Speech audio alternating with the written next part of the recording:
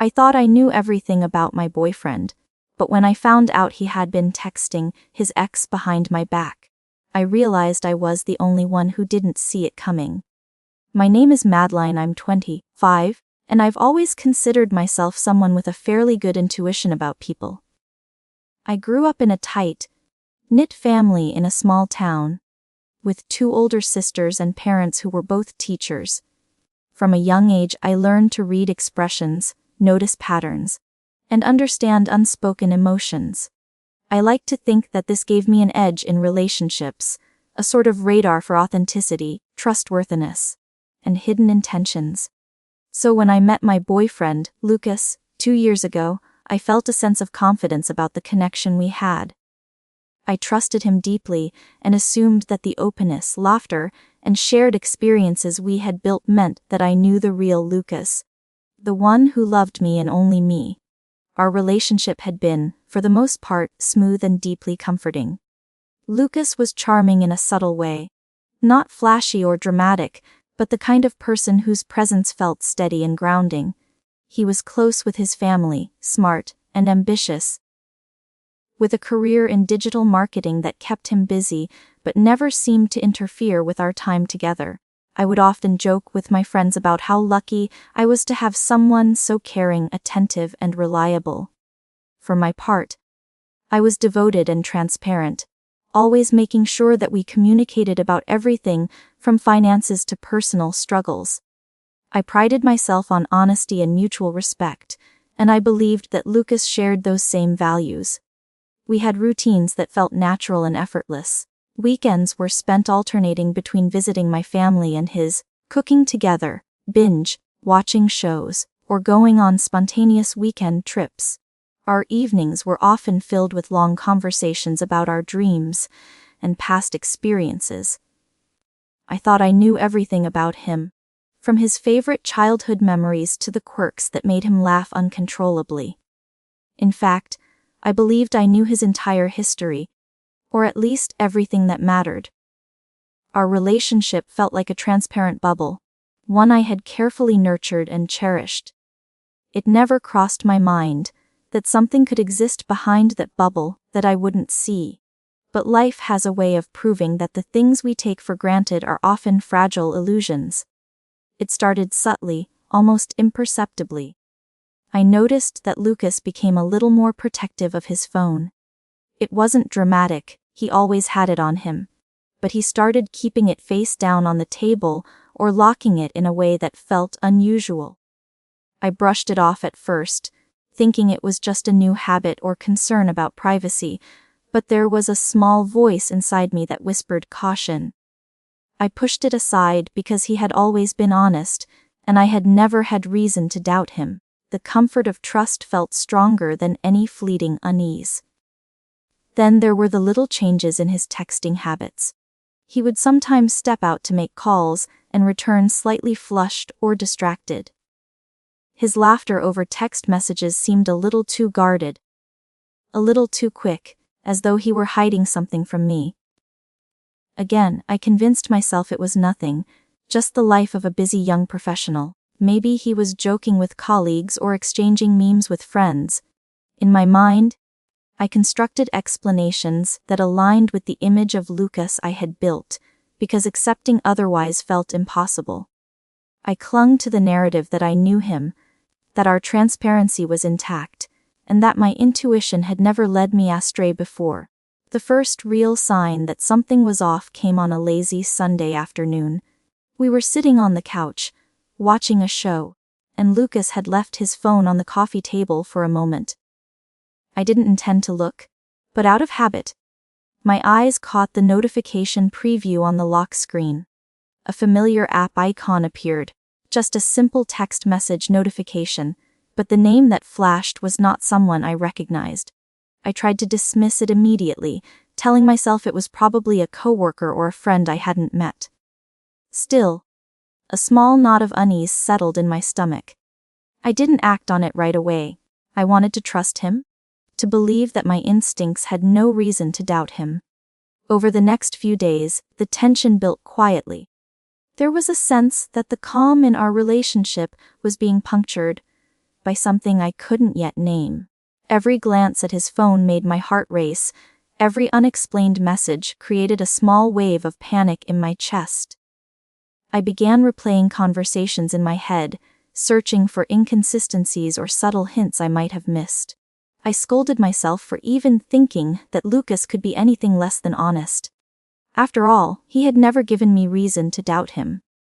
Yet, the nagging feeling persisted, growing stronger, until I finally realized that the illusion of knowing everything about him might be just that. An illusion. The moment of revelation came in the most mundane way. I was organizing the living room, straightening books and papers while Lucas was in the kitchen making tea. His phone buzzed on the counter, face down, and instinctively, I picked it up. My hands shook slightly, a mix of fear and curiosity flooding through me. I swiped it open and froze. The messages were not casual, not work-related, and certainly not innocent. There on the screen were conversations with an ex-girlfriend. Texts that ranged from flirtatious to emotionally intimate. Messages that he had assured me were in the past, harmless or irrelevant, but seeing them laid bare, so immediate and undeniable, broke the illusion I had clung to for 2 years. I realized, with a sinking feeling, that I had been blind, that I was the only one who hadn't seen it coming. After discovering the texts, the world I had built around Lucas crumbled almost instantly. For weeks I had thought I knew everything about him, his habits, his preferences, his moods, and his history. I believed I had read him like an open book, trusted him with my vulnerabilities and heart, and expected the same transparency in return. But now, staring at the messages, I felt like a fool. Someone who had been blissfully ignorant of the complexity and deceit that had been quietly woven into the fabric of our relationship. My mind raced with questions I didn't want to ask, with anger I didn't know how to channel, and with fear that the foundation of my life with him was fractured beyond repair. The texts were casual enough to be easily dismissed by someone else, but to me, they were damning. There were jokes, intimate comments, that and subtle flirting, nothing overtly scandalous, but enough to make it painfully clear that Lucas had been emotionally engaging with someone else while pretending our relationship was perfect. I scrolled through dozens of exchanges, each one chipping away at the trust I had placed in him so freely. My first reaction was shock, followed by disbelief. How could he do this and think I wouldn't notice? How could he look me in the eyes every day, laugh with me, and make promises while maintaining a secret like this? I spent the next day in a fog. I barely spoke to anyone, barely ate, and barely moved. I replayed memories in my head, searching for signs I might have missed, small red flags that should have alerted me earlier.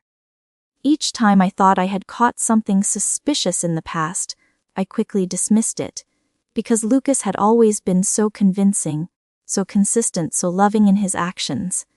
And yet, the texts were undeniable. I couldn't pretend anymore. The images on his phone were a trail of breadcrumbs, revealing a side of him I hadn't seen, hadn't suspected, and hadn't prepared myself for. When he came home that evening, everything changed. I tried to act normal, hoping I could contain the storm inside me long enough to confront him in a controlled way, but my calm demeanor was brittle. He noticed immediately. There was a hesitation in his step, a slight tension in his posture, as if he knew something was wrong. I could feel my heart pounding, each beat reminding me of the betrayal I had uncovered. I had loved him completely, given him everything, and now I faced the realization that he had been living a double life emotionally, if not physically. I chose my words carefully. I started by asking about his day, about work, about nothing at all, trying to measure his reactions, to see if he sensed the knowledge I now carried. Lucas, naturally perceptive, picked up on my unusual tone almost instantly. He asked if I was okay, and I responded vaguely, knowing that any slip could escalate things before I was ready. I told him I needed to talk, that I had something on my mind that couldn't wait, and that it involved honesty. His honesty. The words hung in the air like a fragile bridge I was about to cross, one that I feared could collapse under the weight of emotion. He sat down, visibly tense. There was an almost imperceptible shift in his demeanor, a subtle defensiveness that immediately triggered a surge of anger in me. I wanted to scream, to cry, to throw the phone across the room, but I restrained myself. I knew that if I lost control, I would give him the power to twist the confrontation, to deflect, and to minimize the betrayal. Instead, I calmly told him that I had seen his texts, that I had read the messages exchanged with his ex, and that I needed to understand why this had happened. The room fell silent. Lucas's initial reaction was shock. He stammered, searching for words, and in those moments, I saw the first glimpse of guilt. He tried to explain, to contextualize the messages, to claim they were harmless, and that he had not intended for them to affect our relationship. But the damage had already been done. I couldn't unsee what I had seen, and I couldn't unknow what I had unknowingly ignored. The trust I had placed in him had been violated, and the realization that I had been blindsided left me both hurt and furious. Over the next few hours, the conversation became more intense. I asked every question I could think of, demanding honesty about the nature of his relationship with his ex, his intentions, and his feelings. He answered as best he could, attempting to reassure me, but the reassurances felt hollow. I realized that this breach of trust wasn't just about emotional communication with someone else. It was about the fact that I had been the only one blind to it. The betrayal was compounded by the stark contrast between my perception of our relationship and the reality I now faced. I began to reflect on how I had ignored small signs that, in hindsight, were obvious. The secrecy around his phone, the fleeting smiles at certain notifications, the sudden need for privacy, and the occasional distracted behavior. All these things now formed a pattern that I had overlooked. I chastised myself for being naive, for allowing my trust to overshadow the subtle warnings. But I also knew that the problem wasn't just with me, it was with Lucas, who had consciously hidden pieces of his life from me while maintaining a facade of commitment. That night, I lay awake, replaying the confrontation in my mind. I thought about the history we had shared, the plans we had made, and the future I had envisioned with him. I realized that the version of Lucas I thought I knew was, in part, a construct I had built myself, a mix of perception, hope, and trust. The real Lucas had been partially hidden from me all along. And I now faced the daunting task of deciding whether this relationship could survive the revelation, or whether I had been in denial about the cracks that were always there. The days that followed the discovery of Lucas's texts were some of the most emotionally exhausting I had ever experienced. Every interaction, every thought, seemed dominated by the shadow of betrayal.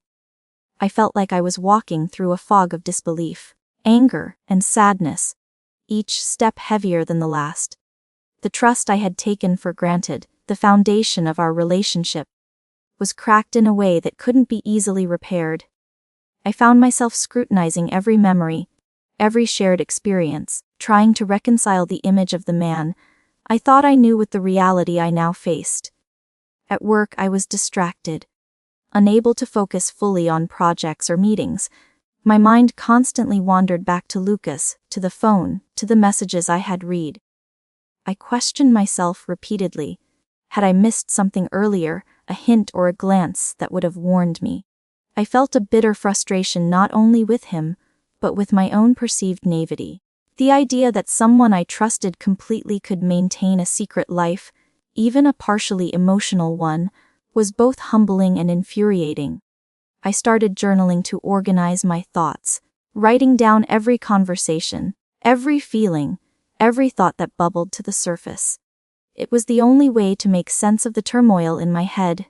One evening, I decided I needed a full confrontation. Partial explanations weren't enough. I couldn't move forward without understanding everything: the depth of his connection with his ex, his intentions, and why he had chosen to hide it. I asked Lucas to come over after work, and when he arrived, I made him sit down at the dining table. I could see the anxiety in his eyes immediately. He knew that I had been processing the texts, and he must have understood that the conversation would be difficult. I began by calmly explaining what I had seen, emphasizing the emotional weight of the messages, and making it clear that I was hurt, confused, and disappointed.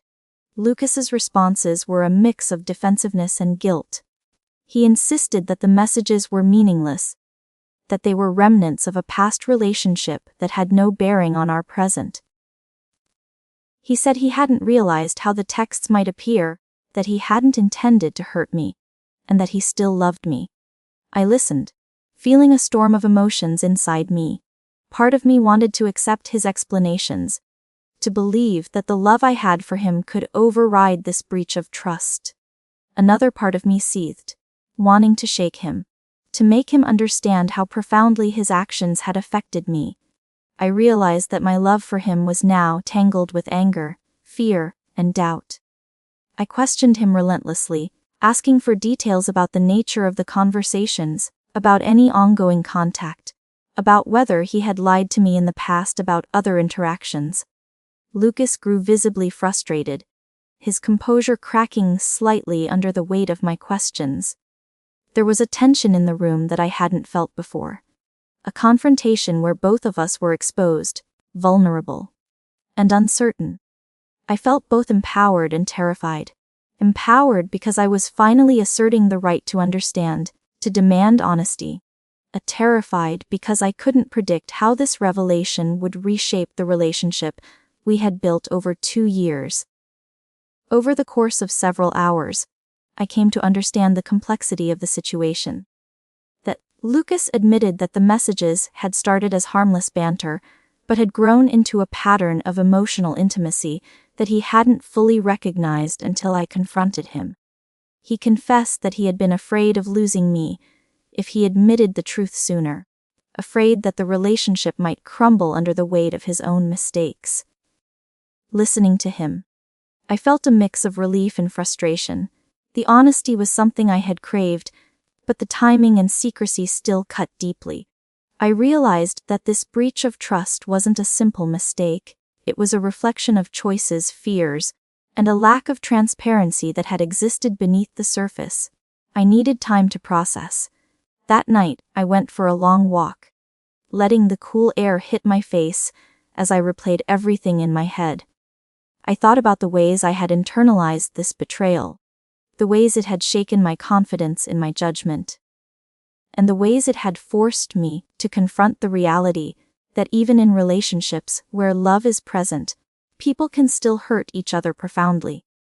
I questioned whether Lucas and I could rebuild the trust, whether the foundation of our relationship was strong enough to withstand this fracture.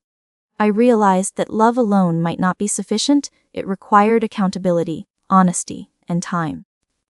The next few days were filled with difficult conversations. Lucas tried to demonstrate his commitment to transparency, willingly sharing his phone, his social media, and even past messages to prove there was no ongoing deception. I monitored his actions closely, not out of suspicion, but because I needed evidence that he was serious about rebuilding the trust that had been broken. At the same time, I reflected on my own feelings, acknowledging the anger, sadness, and disappointment while trying to understand whether my love for him could coexist with the hurt I felt. I also began to notice the subtle ways in which this experience was reshaping me. I felt a heightened sense of awareness, an alertness to emotional undercurrents and behaviors I had previously overlooked.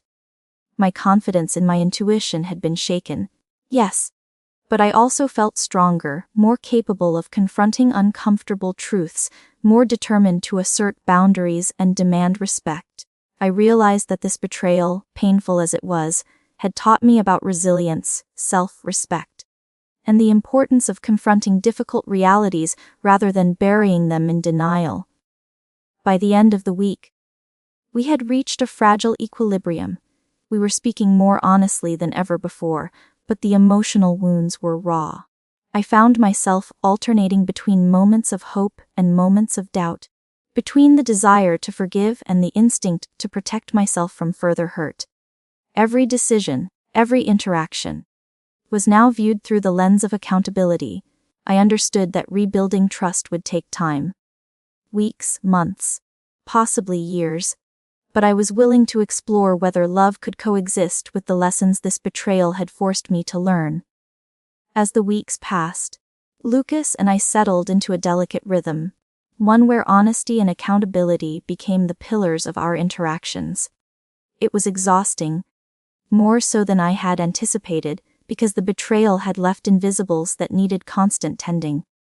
I became hyper-aware of every message, every phone call, every sudden change in routine, not because I distrusted him entirely now, but because my emotional radar, once so confident, had been shaken. I had learned that even in relationships built on love and mutual understanding, people are capable of keeping secrets that can profoundly alter the dynamics between them. We attended therapy together, something I had initially resisted but grew to appreciate. The sessions forced us to confront not just the texts, but the underlying patterns of avoidance, insecurity, and miscommunication that had allowed the situation to escalate. Lucas was honest in these sessions, willing to explore the reasons he had continued communicating with his ex, and I was honest about the anger, hurt, and distrust that lingered in me. The process was slow, sometimes frustrating, but it gradually helped to reconstruct a foundation where trust could, cautiously, begin to grow again. I realized that the relationship I had imagined before was naive in its simplicity. Love wasn't just about chemistry or shared experiences. It was about navigating human flaws with empathy, boundaries, and clarity. Outside of therapy, our daily lives were transformed. Every interaction, no matter how mundane, carried layers of significance. Lucas would check in with me about his communications, openly discussing boundaries, social interactions, and even casual messages he received. At first, it felt suffocating, like a constant examination of motives and intentions, but gradually it became a reassurance, a signal that he was committed to doing the hard work of proving himself trustworthy. I noticed small gestures, like leaving his phone unlocked when he stepped away or being transparent about plans with friends. These gestures, while minor in isolation, collectively became symbols of his effort and my growing ability to cautiously rely on him again. The emotional toll, however, was far from gone. There were days when anger would resurface unexpectedly, triggered by something as small as a glance at his phone or a memory of the texts I had discovered. I would feel my stomach tighten, my chest constrict, and an overwhelming need to retreat and protect myself emotionally. Lucas, for his part, was patient but visibly anxious, knowing that a single misstep could undo weeks of progress. Our conversations during these moments were tense but honest. I learned to articulate my feelings without accusation, and he learned to respond without defensiveness. Slowly, we rebuilt a vocabulary of communication that allowed us to navigate difficult emotions without shattering the fragile trust we were cultivating. I also spent a lot of time reflecting on my own role in the situation, on my expectations and assumptions about trust and intuition. I realized that while Lucas's actions were his responsibility, my belief that I knew him completely had blinded me to subtle cues and small inconsistencies. I had invested so much faith in my perception of him that I overlooked evidence that didn't fit the narrative I wanted to believe. This acknowledgement was humbling but empowering. I understood that trust is not passive, it requires active observation, dialogue, and sometimes confrontation. Learning to balance intuition with vigilance became an essential skill for me, one that would carry forward into all aspects of my relationships. Socially, the experience reshaped the way I interacted with friends and family. I became more candid about my emotions and experiences, though selectively. I shared with close friends the raw details of what had happened, the shock, the hurt, and the painstaking path toward reconciliation. Their perspectives helped me see that betrayal is rarely one-dimensional. that people make mistakes for complex reasons, and that forgiveness, while difficult, is possible when both parties are willing to take responsibility. My family, too, noticed a subtle change in my demeanor, a quiet caution in how I approached trust, a greater insistence on transparency in my interactions with loved ones. Months after the initial discovery, a fragile but real sense of normalcy returned. I no longer felt constantly on edge when Lucas received a message or when he stepped away with his phone. There was still an undercurrent of vigilance, a subtle awareness that trust once broken doesn't fully reset overnight, but it no longer dominated my life. We were able to laugh again, to share moments of intimacy, and to dream about the future together without the persistent shadow of betrayal looming over every interaction.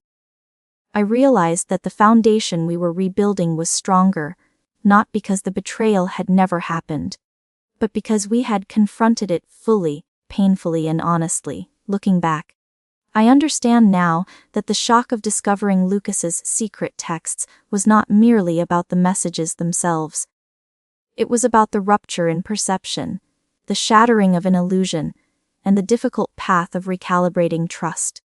I learned that relationships are inherently complex, that people are flawed and capable of secrecy, and that the act of rebuilding trust requires intentional effort, patience, and courage.